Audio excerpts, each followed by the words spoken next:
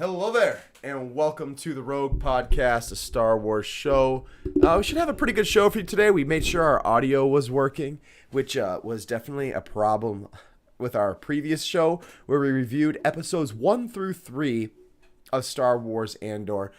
John and I had about an hour's worth of good discussion, where we really talked about some of the ins and outs of episodes 1 through 3. Excuse me, I have a pretty good cold, so if I sniffle and whatnot, I'll try to mute myself, but there's no promises. Had some good discussion, but sadly it was for naught, as we well, I shouldn't say we. I had the wrong audio output and input selected, so I'm not sure how that happened. I just used my usual settings, but apparently we lost it. So that video has been deleted. Maybe we'll briefly touch episodes 1 through 3 today, but the bulk majority of our content today is going to be about episode 4, which I think, honestly, John, as we dive into it, the bulk majority content of this show, I would say, was in episode 4, even when you consider episodes 1 through 3 being, 3 times as much screen time. What do you think about that statement? Oh, you're not muted there, Jonathan. Off to a great start. Whoops. That was so I could check on the audio to make sure that we were... Were we up? The sound going good? All right. Sound appears to be going good, so...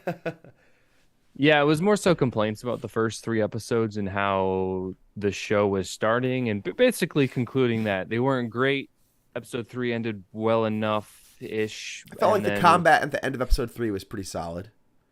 Yeah, and then kind of looking at it more as a prologue than an actual start to the show helped out a lot to keep that perspective and to not say, all right, this is the beginning of the show. No, this is kind of setting up the season. And now episode 4 is really getting into...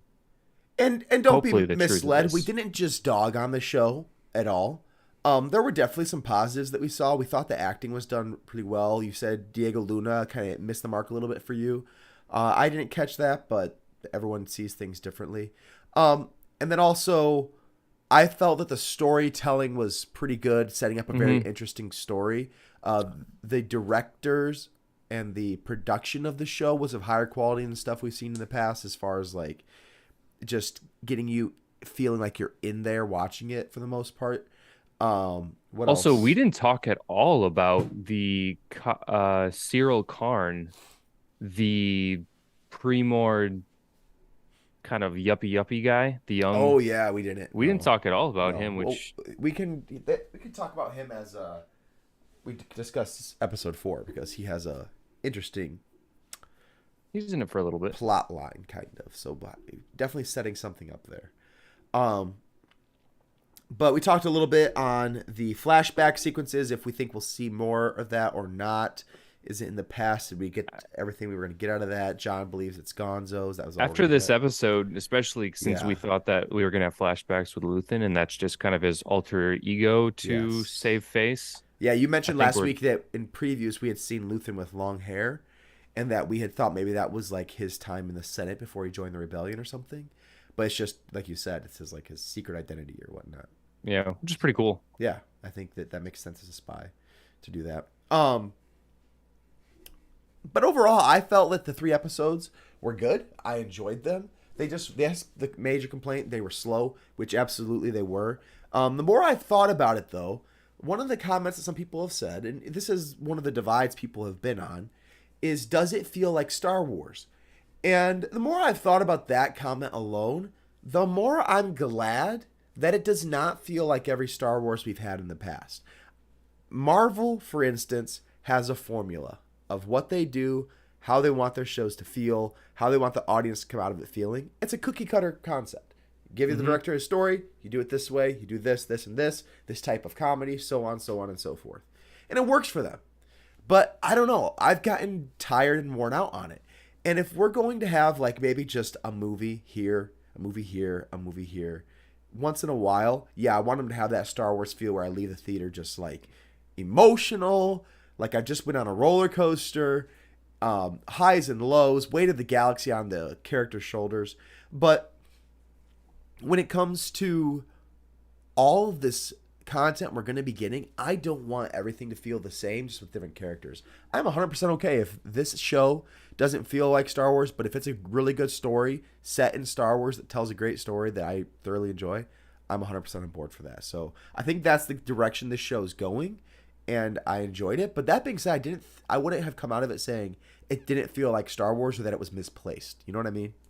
Yeah, and to sort of summarize my thoughts on that with the last episode or the last podcast episode, I felt like some things around the edges were a little off. I think the core was there, but some of the edges, like maybe taking in a little too much from the real world, some word choices like Andor saying crap, or the more I think about it, some swear words, I guess, aren't a huge issue from that perspective. But crap is kind of maybe just because, because I don't explicitly, yeah. That's kind of more of a day-to-day word that I use. Yeah. That it was like, oh, yeah, I'm watching a show. I'm not in another world. Sure. Living something else. Also, I didn't bring up the little drum solo at the end of episode 2. Yeah, that's my primary complaint. Probably is the music in this show. Yeah, it just doesn't work for me. The music Williams that I remember from episode 4 was serviceable. It wasn't bad, no. But 1 through 3 wasn't even. I couldn't tell you a single theme. It doesn't feel like Star Wars in the music in that way. I couldn't tell you what the Andor theme was, if I'm being honest. Is there even a? Yeah, at the beginning of every episode, but it's like maybe 10, 12 seconds long. I guess I just skipped the beginning. Because it's such a long intro. It's just like 20 seconds of text slowly showing up on the screen with a little crescent planet. It's definitely trying to show you this is a serious show. I mean, even just the intro alone is doing that. You know what I mean? And I enjoy that. I really like the theme of the show, the thematic feeling. So. Oh, and then the mustache Mr. Bean. That was my other complaint. Oh, in episode 3? Yeah. Yeah. The guy on the transport ship. Does this guy really belong here? Like, it felt like the Family Guy Star Wars where they had the random, like, real person show up in it. And he's like, man, can you believe these taxis? They're gouging us. Huh, huh, huh. And then he walks off screen. Well, anyways, let's dive into episode 4. I really enjoyed this. I felt it told a really good story. You're starting to get that feel. They said that story was going to be told in arcs, 3-episode arcs, and then that next year or next season is going to be a year apart in each arc. So you're going to get, and it's going to cover the years leading up to A New Hope, the original Star Wars movie. So, or Rogue One, it probably would be more realistic. So I'm excited to see what that looks like. And I feel like what we're getting now is a 3-episode arc that's going to be pertaining to this mission that they're going on, where they're going to be raiding the quarterly payroll at this planet they're on. Do you remember what it's called? It's called Aldhani. Aldhani. That was the title of the episode. Yeah. Aldhani. So not a planet that I've heard of before, but I am interested too at the one of the notes they keep hitting on is just the cockiness of the Empire and just their feeling of not needing to be overly protective of all these different things. Like, for instance, the planet that we started on is just left by the company to take care of. In the ISB meeting, all of the Imperials don't even hesitate to throw aside the idea that there might be a coordinated rebellion effort. This planet has a garrison of only 48 troopers because who would dare question the might of the Empire, you know? It's just a theme that's going throughout this show that I'm really interested to see how the rebels say, you know what? This is their weakness, is their confidence in their strength, which is something that doesn't Luke say that to Palpatine in Return of the Jedi? Your overconfidence is your undoing, or is your and weakness. He says your faith in your friends is yours. Exactly. So it's kind of something that was seen, which was the downfall of the Empire. The Death Star was destroyed because they thought, no way this could possibly happen. Even Tarkin said, one lone fighter against the space station, impossible. And then Palpatine thinking that his whole fleet there, with everything surrounded, his several garrisons on Andor, there's no way that he could possibly be defeated. And that was the undoing of the Empire. So this is just a theme from the original trilogy that started all the way back now at this time of Andor, where they first got their empire. They're so proud of themselves that they can't imagine that anyone could possibly oppose them. That's how the rebellion starts, and that's how they get their feet underneath them. I think it's really interesting. It's also, as you were talking about that, kind of making me think of the Kenobi show and how their overconfidence on the Inquisitori, except juxtaposed with the coordinated, concerted efforts of the rebellion with this shoddy, I'll call it shoddy writing of them attacking. Yeah. Just to kind of show the stark contrast between the more care that's being placed into this show than the supposed lack of care that was placed in the Kenobi show. So much more well-written show. So much more well-written. I need to go grab a tissue. So go ahead and dive into your initial thoughts with the beginning of this episode, and I will be back shortly. Sounds good. So my first thoughts were, well, actually, you didn't mention the Imperial Security Bureau, I believe is what it's called. And we see that in Star Wars Rebels for the first time, which is really fascinating because we've got Kallus, who we all know from Star Wars Rebels, who eventually, spoilers, turns into a member of the rebellion. And if you recall, one of the scenes, we can look out the window and see a person dressed in the ISB kind of, we'll call it infantry armor, not specifically the kind of officer outfit, but the full-on kind of helmet with the dark, kind of a dark trooper, not dark trooper, but dark tones of a stormtrooper type vibe, which is really cool to see. I think this is a show where it would not be out of place to have us have Kallus join the crew, join the cast, because whenever I think of, all right, which cameos, who's going to show up, for the Kenobi show, we can think Darth Maul, it'd be crazy to have Darth Maul show up. And within the scope of the show, you have to think what's realistic. And usually within the first 1, 2, 3 episodes, you can tell what scope the show is going for. Right.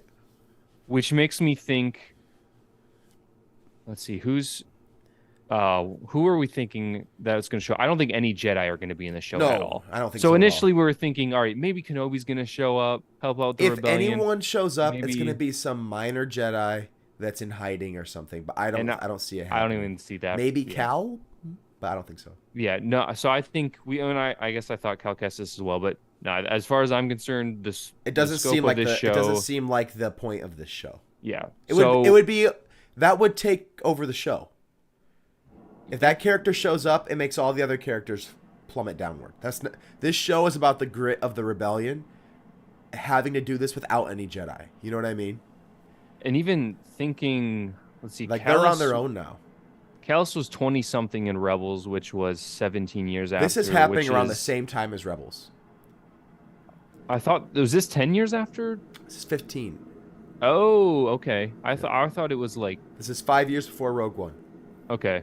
That helps a lot. I was thinking we're more before Kenobi. So we're even 5 years after the Kenobi show. Correct. Okay. So the Empire is 15 years in. Perfectly reasonable to see Kallus. I think it would be awesome to see him. I think he's not well enough known for the normie fans. I saw that. So, which character or when did you see that armor? The Kallus armor? I'm trying to remember. So if you go, you can see him in the window. It's when the ISB officer is barking at the Pre-Mor guys. Uh-huh. You can just ever so slightly see him in the background, kind of doing a route. Yeah. Okay. Just patrolling. I'll have to check it out. If I can. But yeah, it's interesting. I really like the ISB. Have you read any of the Thrawn books? Nope. Oh man. So the ISB is really big. because when Thrawn first comes to the Empire, Admiral Yularen from the Clone Wars is the head of the ISB, or one of the heads of the ISB. And he looks for any kind of spies or anything like that. And he is highly investigating Thrawn and his cohorts. His buddies. Cohorts. So it was really interesting to see the inner workings of the ISB in those books. And then we see them as well. Don't we see Admiral Yularen in Rebels as well? Yeah, we do. I think we see him, yeah. As an ISB agent, yeah. He might not talk. Maybe he does talk. He definitely does. He's wearing his white and whatnot, so. Which, it always has been interesting to me that Yularen... one second. The wife is having an emergency, and I hear the bath running, so I should probably turn my camera off. Yep. Oh, can you still talk? Oh, no. I can take over. What's up? So, with for those wondering back at home, the shot of the ISB trooper, we can call him, is at 1430. You can see him through the window, and then through that whole scene, you can see him pacing back and forth. So it would be cool to see Callus. Like I was saying before, I don't think it would detract from the show like a Kenobi cameo would, because the people that know the show are Rebels people, and while Rebels is an amazing show, it's not. I think it's niche enough to where it wouldn't take away from a main story. Yeah, I think he'd be an interesting character to add in. I don't think we're gonna see him. I think that if they were like trying to hint at Callus like that, there'd be no reason to like mask it. You know what I mean? I think we would have just seen him straight up. Like, he seems like the character that as soon as you introduce the ISB, you bring him in. But I suppose you could, if they needed to try to figure out, hey, we need someone to go find Andor. He could be the guy they send. Also, he's now that I think about it, every time we see him, he's always out and about. He's never at Coruscant. He's never Callus. He's always in it. Yeah, he's always in. Oh yeah, no, he is a field orbiting. Agent. So absolutely. Yeah, it would make sense to not see him, or if we see him, it's like maybe a list of his name is mentioned, like Hera was in Rogue One. Mm-hmm. So I could see something like that. Yeah, would be a cool nod. Yeah, I'd be interested to see him. I mean, he could be a major part of the story. So we'll see. Also, with the list of cool, we'll call them Easter eggs that I've found in this episode, and have found from other people noticing them. I don't know if you recall, but Tony Gilroy, the writer and showrunner of this series, he said that he wasn't going to have this show, that was not going to be a cameo and Easter egg fest. Right. And with all the list of things that we've seen, I don't think he knows what Easter eggs are. Yeah, but I don't think he put that. I think when he's saying you think that was above people above him put that on him? Not really. I think it's more so he's saying we're not going to be writing in all these times we're going to go, oh, hey, look, it's so-and-so. Oh, my gosh, I can't believe he's in this episode. That's crazy. Like, that's not what this show's going to be. I think he more so was saying, that's what he was saying. And by all these Easter eggs or whatever, that is a post-edit. He made this, or they made the scene, and they filmed it and everything. And then from there, they're like, all right, we got to put some cool props in here. What are some things you might see in a museum on Coruscant? Oh, there'd be things from here, and things from here, and things from here. You don't think he had any say in? I mean, maybe he said, oh yeah, guys, go ahead, put some cool Star Wars stuff in there. You know what I mean? But I don't think that was like an intentional, like, hey, we should put some Easter eggs in here. You know what I mean? That's fair. It just makes sense for the plot that there would be stuff there. Like, he's not going to shoehorn in any kind of cameos and Easter eggs. If it makes sense in the story that something would happen, sure, that can happen. But that's not like the goal of this show. That's fair. Regardless, I thought it was interesting. It was, for sure. However, he definitely put the Kyber crystal in there. Oh yeah, that was like that's a part of the story of Rogue. That's like one of the major parts of the story of Rogue. That's like Jedi centric. Yeah. A Kyber crystal and Jedi are like, as far as we know them. But are you as far as they are in this timeline? Like a blaster rifle, or I don't know. I just feel like that's part of Star Wars. Kyber crystal? Yeah. So then you'd say Force is part of Star Wars. Why haven't we talked about the Force yet? Oh, I don't know. I don't think they're avoiding it. I just think that I don't know. I suppose kyber crystal's not like a necessary thing to put into the story, so maybe I see what you're saying. Also, just I wrote down some things. He said it was a Kuati signet, a blue kyber crystal, and it celebrates the uprising of the Rakatan invaders, which was like, that's deep. That's deep lore stuff. You probably know a little bit more details about the Rakatan Empire than I do. Really? So they're like 8,000 years ago. My understanding is that they're super strong with the Force. They were kind of before the Jedi, and they were on the time of Ashland and Bogon.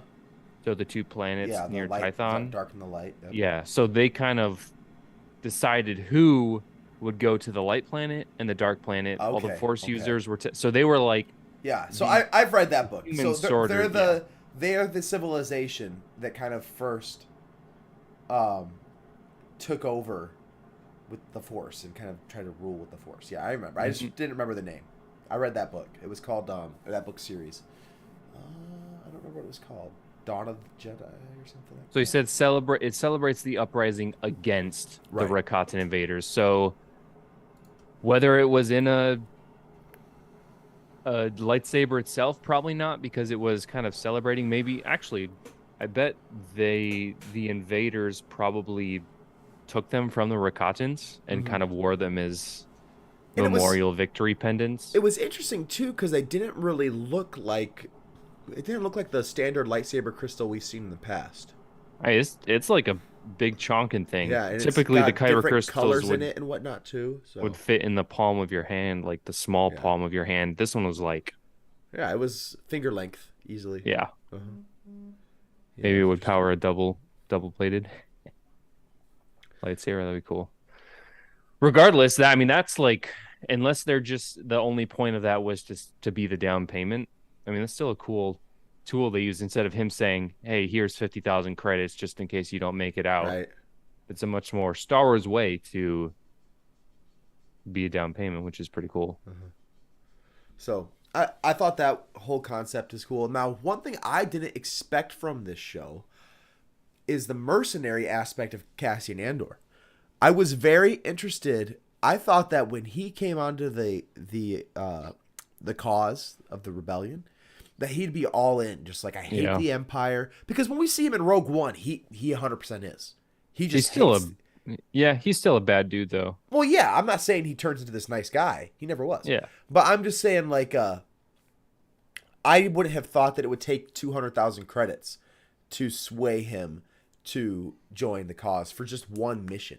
You know what I mean? I would have thought that he would say, you know what? My life hasn't had purpose.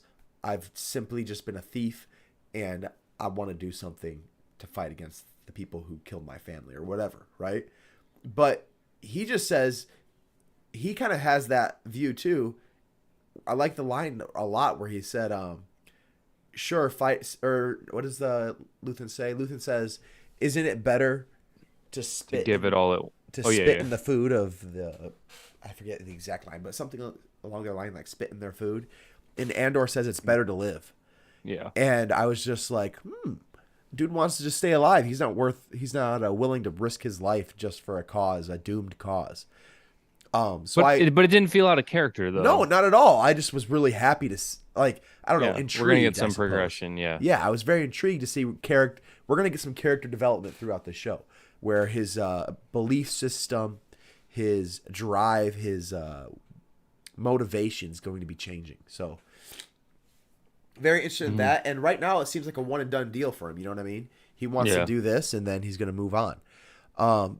So we get Luthen and we get Andor on this planet, and immediately he says, "Hey, you got a boss. I'm not going on the mission with you, but you're going to follow her, do everything she says. She's going to be against it, yada, yada, yada." And this girl starts walking down the mountain. What was her name? Val, yep. Vel. And I kind of got the vibes like, not everyone has to be someone's daughter in the show, but I kind of got some dad-daughter, like, tough love vibes from their interaction. And especially when she was talking and then he kind of like yells over her of like, this is how it's going to be kind of thing. Like, listen to me. Right. But, that could just be they have a job to do and they need to get it done. I mean, the way he talked to her definitely seems like they have a father-daughter relationship-ish. Possibly, because the one line that really did it for me is like when he says, "You wanted to lead." Yeah. You know what I mean? That seems like something where like you got to make the call. You're doing this together, and someone wanted to branch out and get some more leadership, which doesn't have to be a father-daughter thing, but I wouldn't be surprised if it were. However, to counterpoint that, kind of like them talking about their dependability and like how he can always expect her to be there and stuff, that kind of seems like a very business relationship type thing. So I don't know. I wouldn't be surprised if it went either way in that case. Yeah. And if it's their daughter, that doesn't really do anything for me unless like he's distraught when she dies later in the show. Or maybe it could be like an adoptive type thing where like he took her under his wing. I don't know. But the character herself, I was kind of not sold immediately in her when she first showed up, like walking down the mountain in her goat robe, and I was just like, what? I don't know, this seems kind of odd. What's going on here? This is a leader of a rebellion cell. Okay, you thought she was going to be like the leader of a whole I just didn't know what to expect really. But as it progressed throughout the episode, I thought she was interesting. I thought she did a good job of commanding those people, and just kind of they look up to her, they respect her, they see her motivation and how seriously she takes what she's doing. I feel like that whole cast of characters, while I couldn't tell you any of their names right now, really, because that's one thing I struggle with sometimes. They had weird names. Yeah, and if you don't say a name repeatedly, I'll forget it sometimes. But I felt like that cast kind of reminded me a lot of the Ghost crew in Rebels. Not like their personalities, but just their purpose. You know what I mean? They're trying to get these little jabs at the Empire here and there, help people where they can on their own. And it shows that idea of all these different cells around the galaxy doing little things. And we're in that pre-stage before any of them join together. And we get what we see in Rebels, where they start to come together. So I really enjoyed that aspect, just knowing that no one's really been able to make an impact. I mean, literally the only thing they're doing right now, they're not stealing information. They're not having a major battle plan. They're not trying to do damage to the Empire. They're literally just taking money for the sole purpose of being able to feed the people in their rebellion. So that's not like this huge, super important mission, except if they want to continue doing what they're doing, they have to have money. So I feel that that's a worthwhile thing to think about, the state of the rebellion at this point. I'll be interested to see how it progresses throughout the season.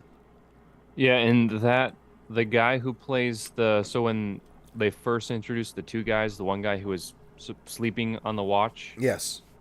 And then the other guy who woke him up, that guy is the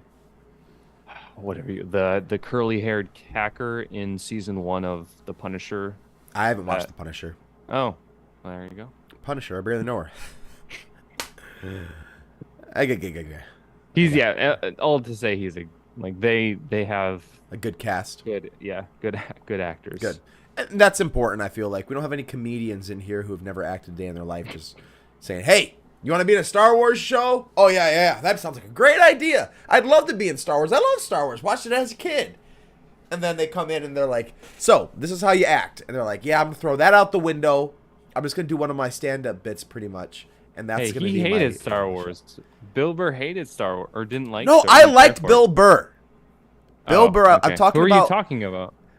Pelimoto. No, is she the Mythrol in the beginning of season 1 of Mando. Comedian. The driver... The Mythrol was good for his character. The driver in season 1 of Mando was a comedian. Or whoever that guy was. I don't remember which episode. Who else am I thinking of? Oh, there were other people. I can't remember. I'm sure, yeah. Both Twi'leks in the Prison Break episode with Bill Burr. Terrible. Really? The Twi'lek girl is from Game of Thrones. That doesn't mean squat. She didn't do a good job in Mando. I mean, I feel like there were some direction issues with that Highly episode. Possible. Highly possible. That episode was They didn't know how to... Really? I mean, I didn't think it was that bad. It wasn't great. I just feel like those droids really presented no threat of danger, and that the cast, like they weren't ominous at all. You know what I mean? At no point they're Republic sentries. Yeah, and at no point did I feel like it was a difficult task for them. And I just didn't feel like the cast was interesting. But anyways, I don't know why we're talking about that. We talked about that 4 years ago. But yeah, I don't know. I just felt the acting has been really good. They have been intentional with their casting, and I'm excited to see how it works going forward. Mm-hmm. So, Cassian Andor and his merry band, I really enjoyed the level of mistrust as well.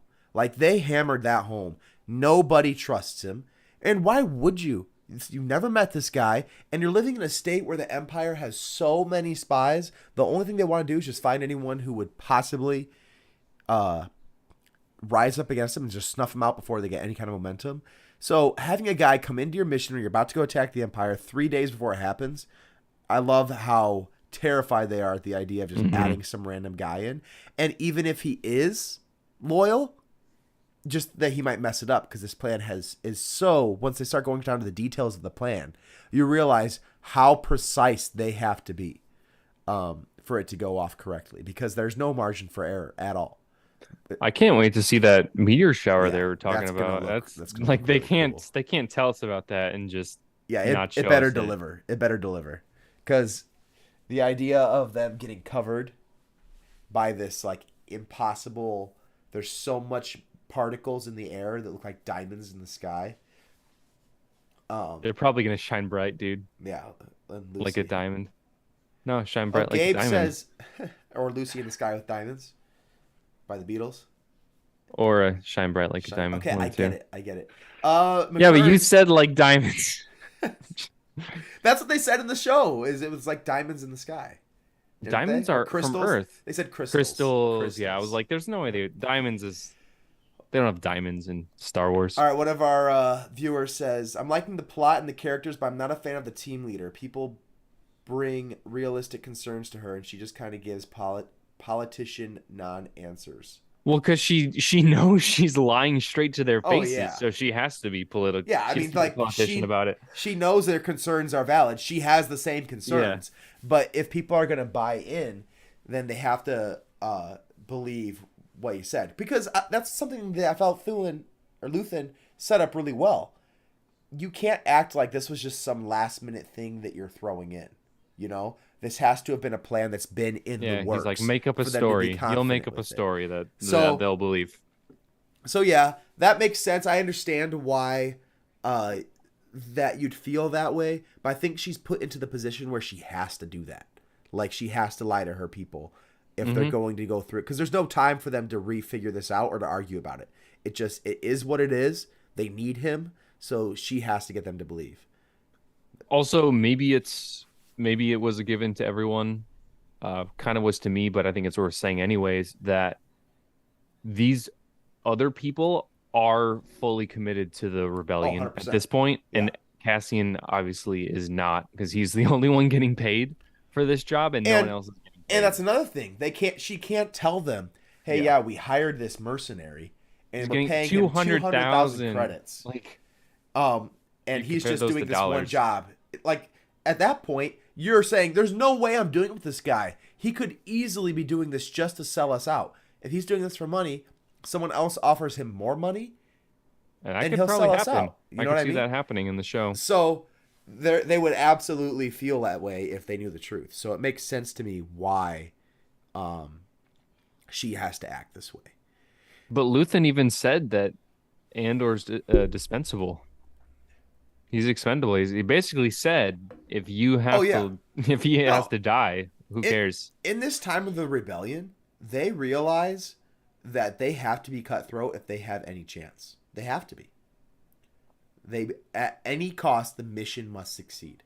Well, I mean, I don't know if they would purposely sacrifice people that are for the rebellion if they have to. But Luthen was saying that's the good part about where you rent someone, is because if they're fighting for the rebellion because they want to be here, you're not just gonna cut them off. Right. But if you're having to pay them to be here, yeah, sure, you don't mind if you have to cut them off. And now you don't have to pay anybody. Yeah, exactly. Which is funny because it kind of goes two ways. Luthen said, "Here's my crystal. I want this back. You are going to live in this mission. I need you to live through this mission." And then Andor walks away. He turns to the girl and says, "He doesn't live. Not a big deal." So he definitely is. Will say what he needs to make people happy. Yeah. But I think he wants Andor around. I mean, like he said, the whole reason he came to that planet was to get him. Andor. He clearly sees him as a valuable asset. But I don't think he sees him as anything more than that, though.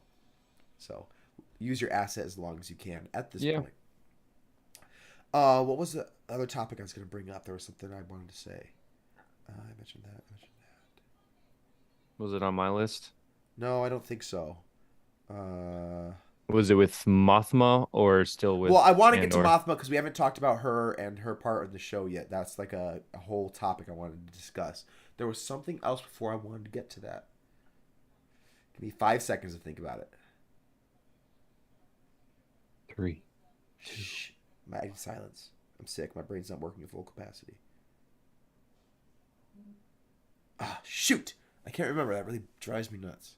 Oh, the Imperial guy.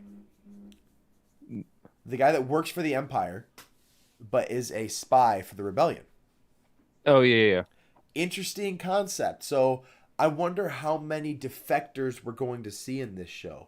Well, it could just be like, yeah, I guess I was thinking of a Tala type situation. Yeah, like, was he already a defector before he, or was he already a rebel before he joined the Empire, or is he a part of the Empire and then just like Tala realized what it was and saw he needed to rebel? And then in the future, are we going to be seeing Imperial defectors coming over to the Rebellion? Because we see Callus do that eventually as he becomes what do you call it? Vector. Vector, not Vector. It's the first thing I could think of. Diaphragm, diaplast. Or Ahsoka was called the same thing. I know. It's from another show. It's from I know it is. I can't remember. My brain is not working. Orion. Tonight. No, it's not Orion. No, it's it starts with a V, or it has a V. Velcrum. It's Fulcrum. Fulcrum. Thank you. Fulcrum was in Chuck. Anyways, yes, Fulcrum was Chuck. He was Chuck. That was his code name. No. Or no, that was the company or whatever, right? It was the bad people. Yeah, they were called Fulcrum. Anyways, so are we going to see people defect? Now, my prime suspect for this, there are two. The dude who was the lieutenant or the inspector... Attorney inspector? No, not attorney. Deputy inspector. Deputy. Same. I could clearly see him. I think that's obvious at this point. But it's so cliche at this point. Yes. And I think I want him to get more. Really? If there's two ways. He was a buffoon in the first 3 episodes. Yeah. Literally, his scenes in the Premor thing when he's talking to his employees. If you put a laugh track over that, it's a. Oh, is there an edit? Is there an edit for it? No, but there needs to be. Oh yeah. Well, that was intentional. They wanted him to look incompetent, and like he was way over his head. What do you mean by selfish reasons, Gabe? But anyways, because he's gonna get in trouble or something. And he just wants to. Skin. Yeah, maybe he wants to save his own skin. But I think he might realize either it could go 2 ways: him turning on the Empire because he's angry at them. Or, I think that might be what you're saying, not because he cares about the cause, just because he wants to get back at the Empire. Yeah, exactly. Yep, that's what you meant. So that could be one way. The second being that he doesn't defect, but rather says, I'm taking this more seriously now. I need to do better. I need to show my worth. And then just goes full board into the Empire and becomes like one of the main villains. That's what I'm hoping. I would prefer that as well. So... I hope that's what happens. I think that it's a better story rather than seeing just everyone always turn to the light all the time, like Reva. And I want to have a villain be a villain, or even see good guys become villains. I just think that's a more interesting story and more realistic. So that's my point of view on that. Now let's go to Coruscant. How cool was it to see Coruscant? I didn't see any recognizable landmarks or anything, so we must be venturing into a new part because I don't recall any super wide shots. I mean, there was one wide shot of Mothma flying away, but other than that, it was kind of all new stuff, which is nothing wrong with that. But it's always good to see new areas of Coruscant. Yeah, when was the last time we saw Coruscant? 2005? At Revenge of the Sith? Was Coruscant destroyed by the First Order? Yeah, what was that thing called? Starkiller Base? No, I always thought it was Coruscant, but it's a different planet. They put the new capital of the galaxy on. They made up a new planet. That way they'd have to destroy Coruscant in case they wanted to go back. Which, yeah, I can't believe for like 5 years I thought that was Coruscant. I was like, well, Coruscant's gone. I think they actually say in the movie what the capital is. They do. Yeah. It's just a weird name. Like they showed a title name or something. Planet destroyed in Force. But the whole system was destroyed, not just one planet. Hosnian Prime. Yeah, yes, the whole system. Well, anyways, blowing my nose just made my nose more stuffed somehow, so I must have brought it all to the surface. I don't know. But true, we saw it in Clone Wars. I forgot about. So like 2000. Oh yeah, Clone Wars. That's a good point. I guess recently. Live action. What about Rebels? Yeah, we see Rebels. Clone Wars season 7 was the most recent. Rebels, yeah. Anyways, something that you guys know, who Eckhart's Ladder is on YouTube? Yeah. He does his channel X Clips. He did like a 2-minute video talking about seeing Coruscant and how it's done very differently. So yeah, it did feel different. Yes, and I think it was thematically intentional. So I really liked it. I'll talk about what he said. He talked about how instead of seeing Coruscant as we've seen in the past, it's been very political. We've only seen really two buildings, the Jedi Temple and the Capitol building. So we've only seen a very small portion of Coruscant. Coruscant is a massive planet. The entire thing is a city. There's going to be all different kind of economical levels. There's going to be industrial levels and so on. I guess we see some of the underground. We see the underground in Clone Wars and Attack of the Clones. Yeah. But we're seeing a different area of Coruscant, which I think is interesting. It's more of the residential area, more of the posh. This is where the rich people live, and it's very cement, very cold, and it kind of mirrors the Empire, I feel. You know what I mean? All of the Imperial ships, gray, dry, drab. You know what I mean? Just this very sterile look. And especially now when we're we seeing a see sterile where look in Coruscant as well. Especially when we see where the Primo deputy inspector's mom lives. Yeah. It's like a huge cookie cutter. Complex. Yeah. Yes. Everything's the same. Yeah. So we can touch on that. I don't want to spend too much time on it. Interesting interaction with the deputy inspector being just depressed and being torn down by the ISB, pretty much called a buffoon, saying because of you, this planet is no longer under company command. It's now being commanded and governed by a Imperial garrison. And then he just goes home to mommy, and she slaps him, then hugs him. She's mad at him for leaving or something, but happy to see him. And then that's all we see from him. I was just like, okay. Yeah, it's kind of weird. I think it was more so to very simply show us where he's at.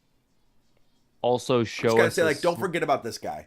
Yeah, and then show us a slice of a lesser known, lesser seen part of Coruscant to say this is where the normal people live. This is how the transact their life. This is how the middle class lives on Coruscant. Yeah. So I think it was more of a bit of that than actual. Wait till next time to see more about Deputy Inspector and Mother. So yeah, I'm interested to see what we see there. Kind of, not like my main focal point. But yeah, not focused, but I'm still interested to see kind of how he fits into everything. I don't think he's done yet. No, not at all. He's definitely not done yet. Okay, so then going from there, let's dive into more of Coruscant. So we have the ISB, and I really enjoyed the interactions between the different ISB agents or lieutenants. What were their ranks? Do you remember? I think they were lieutenants. They were lieutenants, Okay. lieutenants if you're British. Yes, they were called both in this one episode. They're called lieutenants and lieutenants. Yeah. But the leader there, what was his name? Do you recall? Man, I don't know his name, but I can find out. I really liked the character, and I felt that he did a really good job of kind of capturing the purpose of the ISB, and then the current state of the ISB and the Empire. Their purpose being, he even said, throw the code out the window. Our job is curing diseases. Mm-hmm. And by looking for the symptoms, we can more quickly address the disease and stomp it out before it becomes a serious problem. His name is metaphor. Major Partagas. Major Partagas? Yep. So I felt that his character did a good job of kind of keeping in rein all of these ambitious young lieutenants who all want to advance their career, don't really care about the Empire all that much, but mostly just care about selfish gain and promoting themselves. Like the black guy, I don't remember his name, but that seems to be, he just wants to be very by the book. Lieutenant Blevin. I'm going to do the best. I am going to have all my numbers perfect, like the number one employee that everybody hates because he just wants to rub in his face everybody's face how good he does. But everyone just can't stand work with him. And then we have the other girl who is just more so, I want to do a really good job, and I don't care about the code and all the little tedious things, but I want to get results. And she's actually looking into things and investing. She definitely did want another system under her belt. She was trying to snag that from the other guy. But at the same time, I think that she more so wanted to, she actually thought there was a pattern and wanted to snuff it out. So I think she's going to be a problem for Andor. I think that was definitely insinuated, and I'm interested to see her character. I think she's interesting. So I could see her potentially being a defector. A candidate. I want a show where no one defects. I would be happy with that, but in a show that's about the beginning of a rebellion, you're going to get them. It's like a necessity. Is it? Is it not? Where else are you going to get your people from and your resources? The people. We the people. That's where you get your resources from. Yeah, but Star Wars is all about hope, John. No. Tell that to Obi-Wan Kenobi. I don't think we've heard the word hope yet, is that a record? That's because Leia is too young to... No, she's not too young to talk. What do you mean? Leia's like 16. I know. She's still climbing trees and... and amazingly escaping pursuers. She's still living on... what's it called? Alderaan. Oh! Did I write it down? Mothma when we can kind of get to the museum. I'm here. I can talk. But Mothma says, "I think I found someone to bring into the circle," asking Luthen basically for permission to bring this person into the circle. And I'm thinking maybe she's talking about Leia. Is my mic on still? Yes. Apologies. You want it to be off? No, it's fine. I did want it to be off, but I'll live. I didn't hear anything, yeah, either her or Bail Organa. Yeah. I feel it, man. Bail, I feel like he would already be involved. Which, with that being said, you'd feel like Leia would be as well. Now, we're going to see Bail. We have to, right? Well, yeah. I mean, the actor's the perfect age. The deleted scenes from Rogue One? No, Revenge of the Sith. Oh, yeah, where her and... like the 100 or whatever, the 100 senators, And he was in there, so... No, I think it would make perfect sense for him to be in it. It would actually make poor sense for him not to be in it. Like, if for some reason he's not, it'd be dumb. He was just in Kenobi. We know the actor is, like, the perfect age, and he did a really great job in Kenobi. He'll have to be. I think 5 years later, he's going to look the exact same. I mean... It's Star Wars. Aging makes no sense. And then 5 years later, he's going to look 6 years younger. Yeah, just like Andor. Yeah, exactly. Aging in Star Wars. But the thing is, they're all on different planets, dude. And yeah, they have different UV different ray suns. Exposure. Exactly. Your planets rotate at different speeds. Your days are longer or shorter. You know, it's all very ageless. Yes. Go to a different planet, you live forever. Anyways, So I think we'll see him for sure. I really, really did like the way that Mon Mothma was portrayed. I felt like she did a really good job of kind of characterizing. I loved that scene with her and Luthen in the museum, where she talks about how she feels like she is under bombardment every day. Every day there's a new employee that could possibly be a Imperial spy looking into her. Everyone's looking at her. Everyone's watching her. She has to be so careful. I really enjoyed that casting and direction with which her character is going. I think she's going to be one of the most interesting characters in the show. Yeah. So. Yeah, between her and Luthen. Yeah. I mean, Luthen's duality of the different positions. I love he puts his little wig on and then he goes. And he's like. And then he walks. He's like, all right, enough of that. And then he walks back to his pilot's chair. And it seems like his assistant's on board as well. So he's got some people. It looks like, I think his network is bigger than we're led to believe as well. Yeah. I think he's got quite a few people on board these days because he's talked about how much. He talked about how much he has to feed people. So if you need that much money, you're going to need some. You have to have a lot of people. Yeah. So how about all of the Easter eggs in the museum? I've only seen it once, sadly. Pretty busy person, but I was trying to look and catch as much as I can. So first off, we see Mando Armor. That's in pretty wide plain view. You did? I missed it. Yeah. Oh, cool. It's kind of in the middle. It's all white. It's not the full armor. It's like chest, mid chest and up, and the pauldrons, no helmet. And then we have some, obviously, the Utapauan weapon, which is what he wants to initially give her, and she says no. Plo Koon's mask is there as well, which is kind of off in the corner. It was hard to find. Is that what that was? Yes. But the screenshot we saw before, it's in a different spot. I don't know if that's a different scene entirely from a different episode.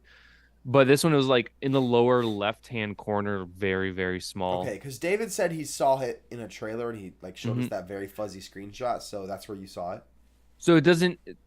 All these are not necessarily the character's apparatus, but it is a of the species apparatus kind of thing. So we've got that, and then a Gungan shield, which is pretty cool. You know, the shields that they activate with the Gungan shield. I did see that one. Generator. That one was cool. Starkiller's armor. What? No way. You gotta pull it up, dude. It's wide in the open. So it's his Jedi Hunter armor. I don't know what. There's no way, dude. Your mind hole is about to be blown. Go to yes. Where is that scene? All right, next episode, new episode every Wednesday, episode 4. Go to 2914, and then it's like in the corner. Whoops. You might have to Google Starkiller's armor because it's his like. Remember the one where he has the long. Yeah, I know exactly what you're talking about. I know exactly what it looks like. So let's see what I've got the audio on. I'm gonna get sued. You got a rooster? Okay, I'm looking at it all right now. Let's see. You started 2914. Or you have the Utapauan like bone saw kind of thing. 2950. Oh, 29 you said? Yeah. 2914. Your best view is probably going to be at 2954 or 55. Okay, I see the Mandalorian armor. Yep. And then that little gauntlets. Kind of that little helmet thing with the green diamond in the middle with the fin on top is Chief Torfox. Wait, where? I don't see headdress. It. Tarful? 2955. It's just like off to the right. Okay, I'm not there yet. I'm at 2920 right now. Oh. I'm at 2914. I don't see Starkiller. You're talking about in the background behind her? Yes. What's that thing on the head then? He didn't have that on his head. It's a little bit of flare, but the helmet is literally like the exact same helmet. Yeah, it is. But was it that much armor or was it more robing though with Starkiller? he had some armor. I'll see if I can. I'll see if I can show the fans. There's quite a bit of robing. Okay, so zoom in here. Whoops. So John's talking about this right here being Star Killer's armor. I think it's showing up as black.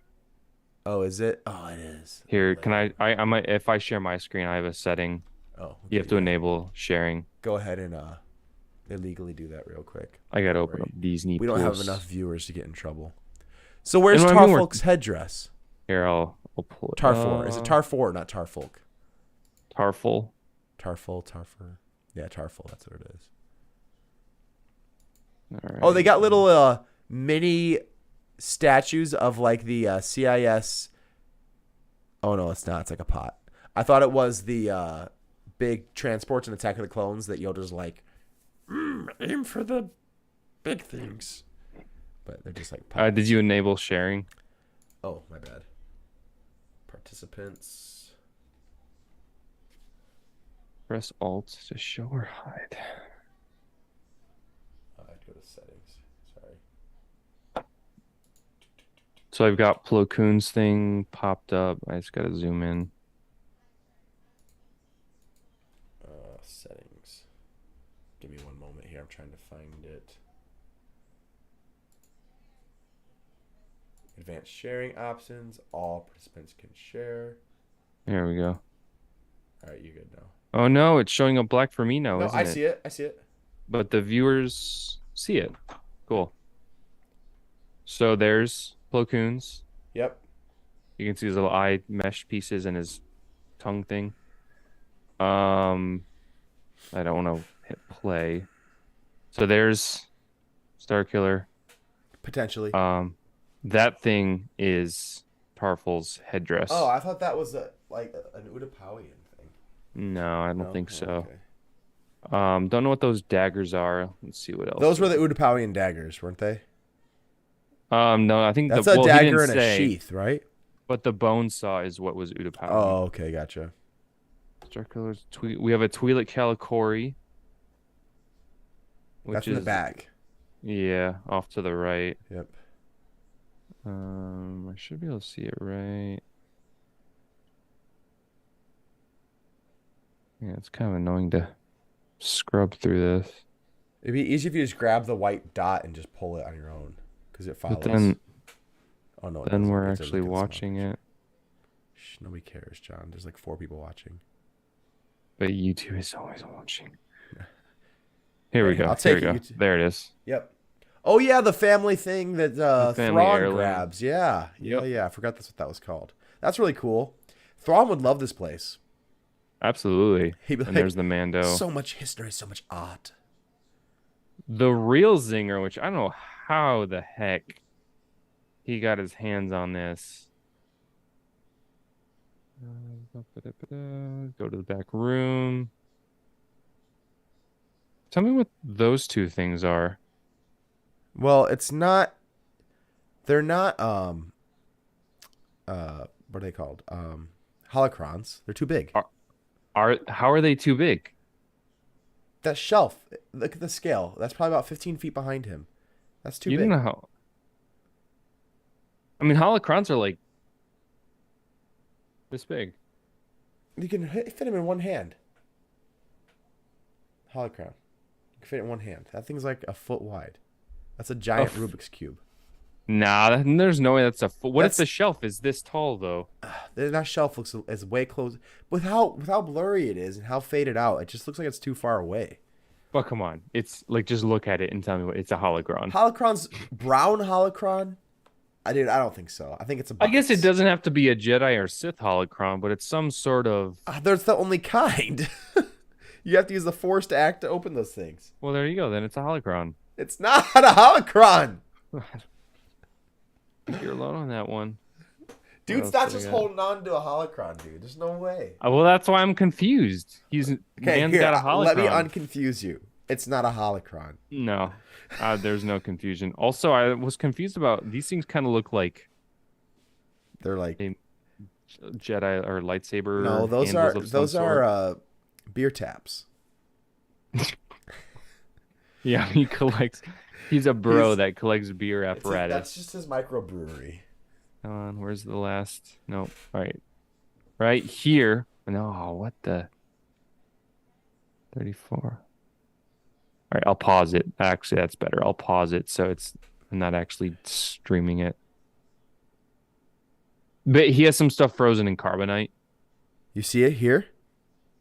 Yeah, there we go. Oh, did you pause your share? Yeah. These things. Oh, yeah. Someone in the theories chat tried to say that it's Indiana Jones's whip frozen in carbonite. That's awesome. That would be hilarious. I'd live for that. Talk about Easter egg. Yeah. This is not an Easter egg heavy show, Indiana Jones. Also, I'll get a closer view of those things. It looks like they have Mortis art on them. Ooh. Which is kind of cool. If you don't know what Mortis is, it's some of the most interesting Star Wars you'll see. It's episodes of Clone Wars. I would highly recommend. Come on, where is it? I'd actually love to do an episode as a deep dive of Mortis someday, John. Yeah, that'd be cool.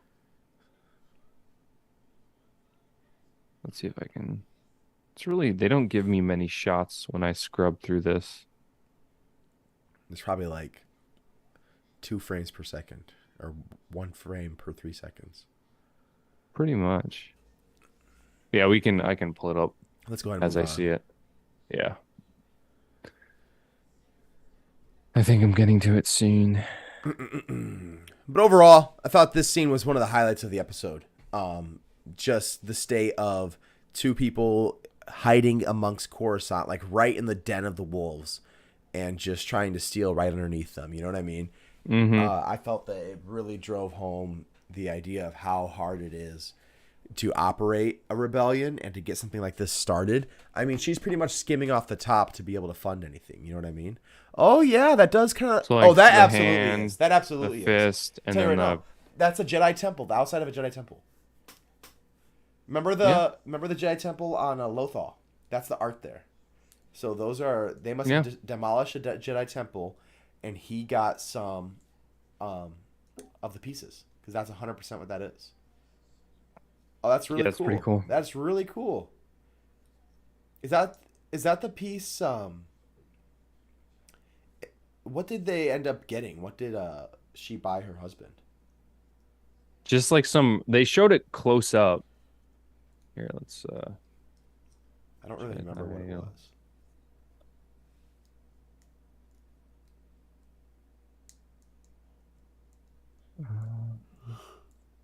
While you're looking for these things, let's discuss the scene with her husband. So my idea of Mon Mothma being like arm candy, pretty much, for. And this is Lothal. Yeah, that absolutely is something like that.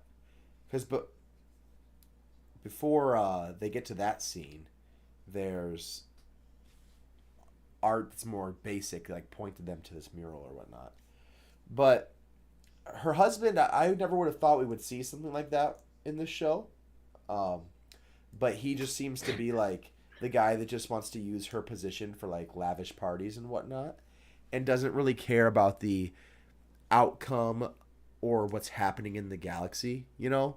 All he really cares about is just, having a good time, and doesn't care that these people are enemies of his wife. So, interesting dynamic. Like, she was like, these are my political rivals. Yeah. And you know who he was talking about, right? No, I don't remember. You know the bald, bluish chick that stands next to Masamita? Yeah. That's who he was talking about. The latest Solar. Yeah. I know. Pola Solar or whatever. We just see her walk around in Revenge of the Sith all the time. Yeah. So that's what he gave her husband.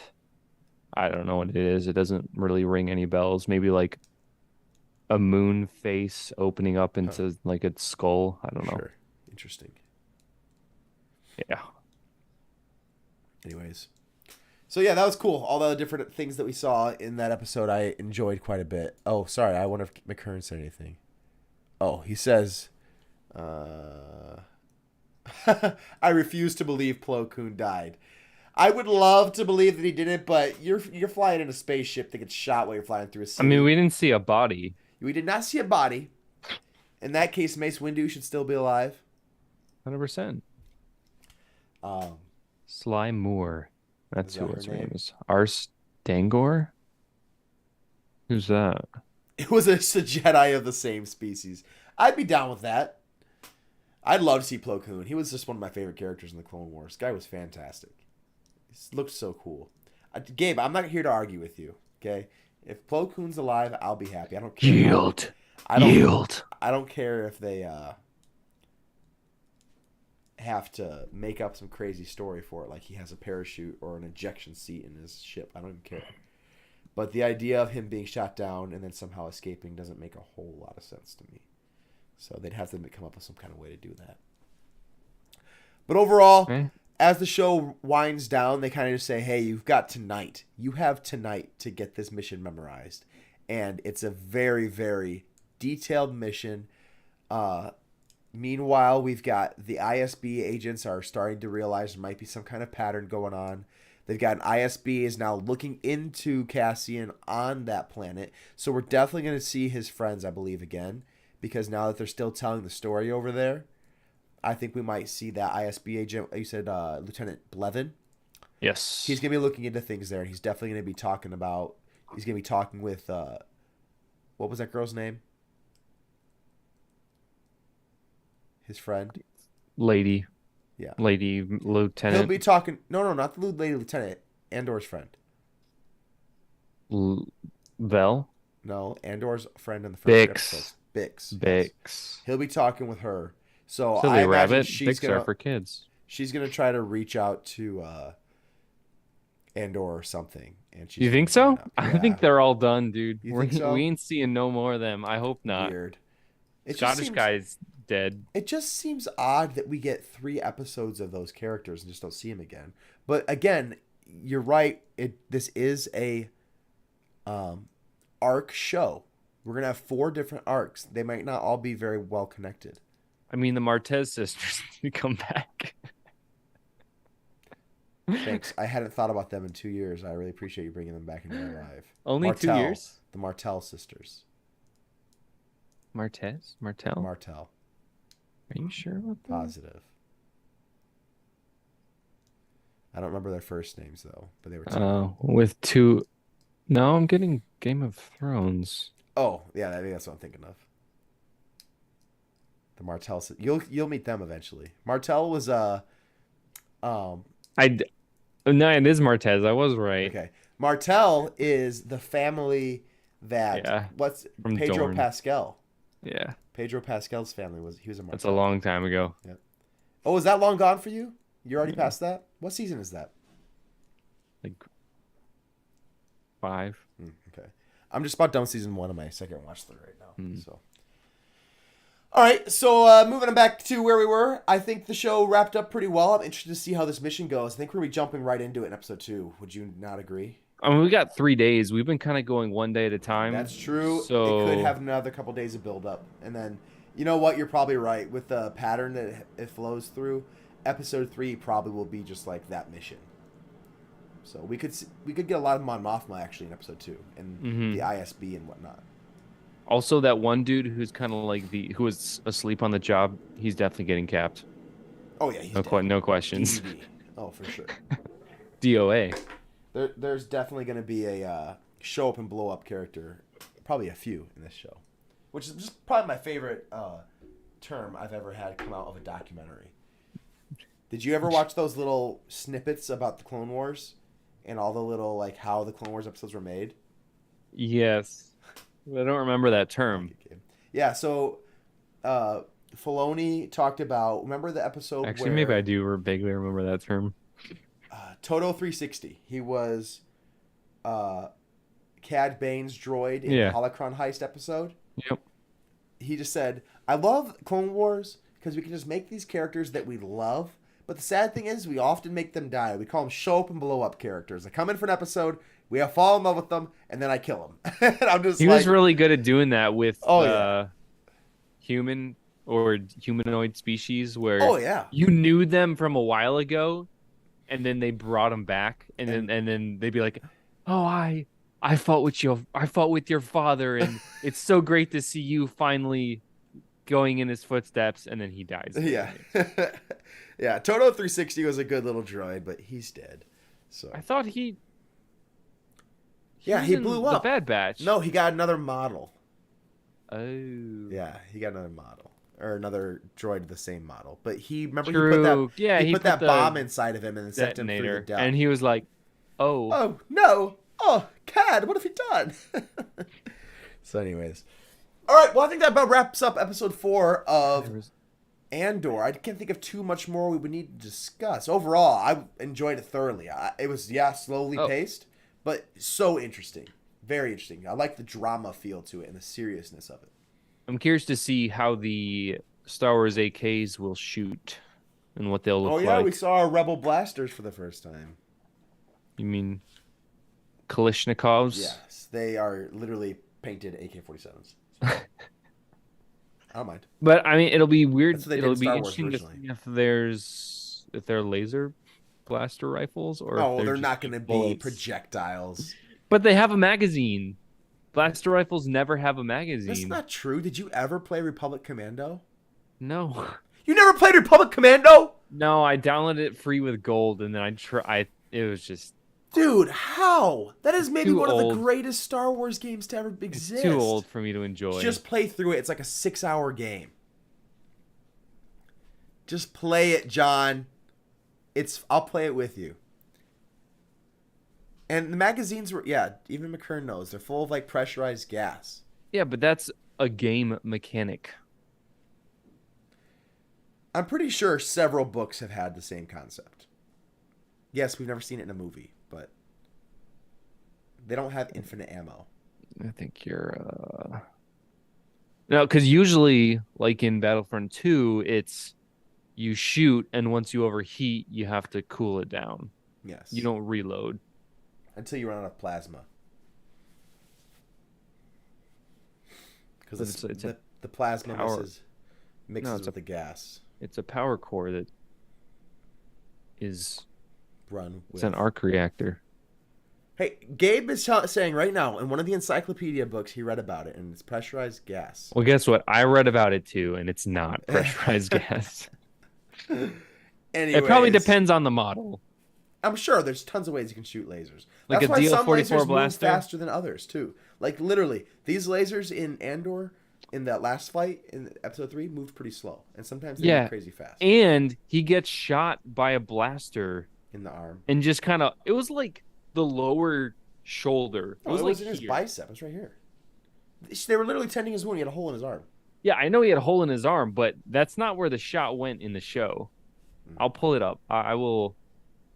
I was trying to recall when I saw the wound. I was like, I don't really even remember him getting shot that much. Oh, yeah, I remember. It was when he was trying to go back for the thing. Yeah. Yeah. Come on, buddy.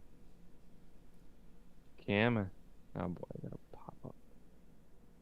But also, what did she call the wound? She called the wound something.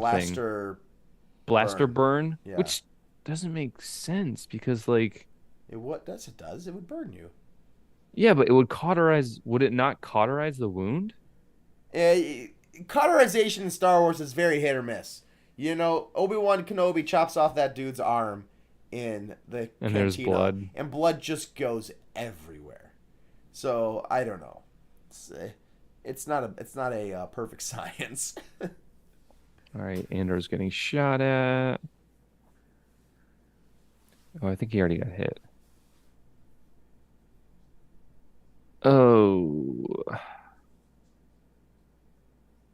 Really get into the nitty-gritty.